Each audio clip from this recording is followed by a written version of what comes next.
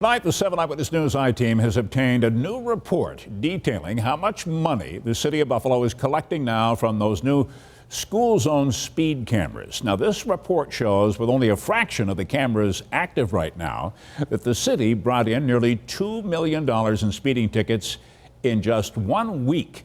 The I-Team's Madison Carter is crunching the numbers for us tonight. She's live on Main Street downtown. Yeah, our I-Team was able to obtain data from the very first week these cameras went live back in October. And here's what it shows. Okay, so keep in mind, only 5 of the 20 school zones were active at this time. And each day, an average of 5,000 tickets were issued to drivers. So that means in just 7 days of this program being live, the city of Buffalo issued $1.7 million worth of tickets to drivers who were speeding in the city of Buffalo. Now, this revenue is coming at a time where the city is really strapped for cash, yet one common council member says this amount of money coming into the city is, quote, obscene. So now Buffalo's Common Council is taking on its own mayor. We shouldn't put the desire for people to speed above the safety of our children. Thursday, Buffalo Mayor Byron Brown defended his decision to veto a Common Council move that would have limited ticketing hours to just dismissal and arrival. He says it's about safety, and his parking commissioner brought some data to back that.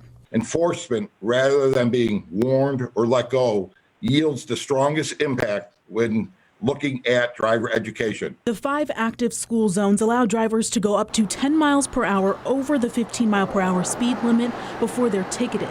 If you're already driving the speed limit, which is 30, and you need to slow down to 25 miles an hour before you get a ticket, I think that is very reasonable. The Common Council tried to limit those ticketing hours back in March, but it was only vetoed by the mayor 1 day before the cameras went live in October.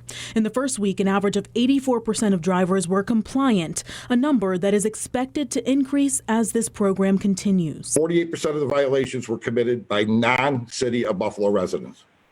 52% were by Buffalo residents. And Parking Commissioner Kevin Helford tells 7 Eyewitness News he thinks a $50 non-moving camera violation is a friendlier measure by the city than an officer issuing a ticket. A ticket for speeding in a school zone could cost up to $1,288 and yield 11 points on one's license. Now, if you want to compare these numbers, New York City's school camera program has 750 cameras and issues about 6,000 tickets a day.